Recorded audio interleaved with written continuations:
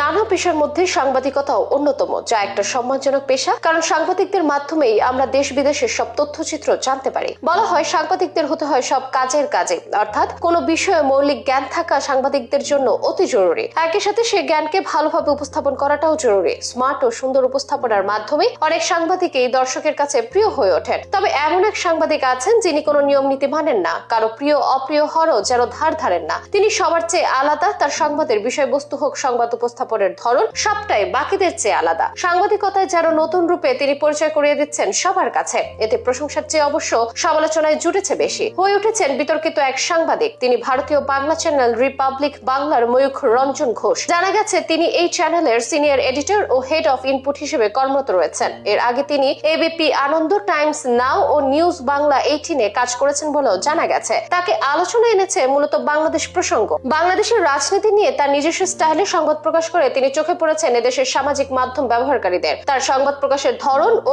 লাভ ছাপ অবশ্য যে কারো চোখে পড়ার মতোই ছিল। এছাড়াও তার সংবাদে অনেক সময় নিজের মতো করে এমন সব যুক্তি দেখান বা কথা বলতে থাকেন যা অনেকের কাছে অযৌক্তিক বা মিথ্যাচার বলে মনে হয়। এই ঘটনাও তাকে এনেছে সমালোচনা ও বিতর্কে। অনেকে তার প্রতি ক্ষুব্ধ হন, কেউ কেউ আবার মজা করে পান তার অদ্ভুত অঙ্গভঙ্গিতে। ময়ূখ রঞ্জন ঘোষের উপস্থাপনা দর্শকদের একাংশের কাছে বিনোদনমূলক হলেও অনেকের মতে এটি সাংবাদিকতার প্রকৃত মান ও গুরুত্বকে ক্ষুণ্ণ করে। তার অস্বাভাবিক উপস্থাপনা শৈলী পশ্চিমবঙ্গ এবং বাংলাদেশের সংবাদ জগতে একটি হাস্যকর নতুন ধারার সৃষ্টি করেছে। এতে নানা রকম উপাধি যোগ হয়েছে তার সাথে। কেউ কেউ বলেন মলম বিক্রেতা, কেউ বলেন টিআরপি সাংবাদিক, কেউ কেউ আবার সংবাদ দুনিয়ার জোকার বলেও মন্তব্য করেন। এটা কি সাংবাদিকতা নাকি নাটকীয়তা, সে প্রশ্ন তুলতে দেখায় দর্শকদের। সামাজিক যোগাযোগ মাধ্যমে প্রায় তার সংবাদ পাঠের নানা ক্লিপ ভাইরাল হয়। তার উপস্থাপনাকে অতি রঞ্জিত এবং নাটকীয় বলে সমালোচনা হয় অহরহ।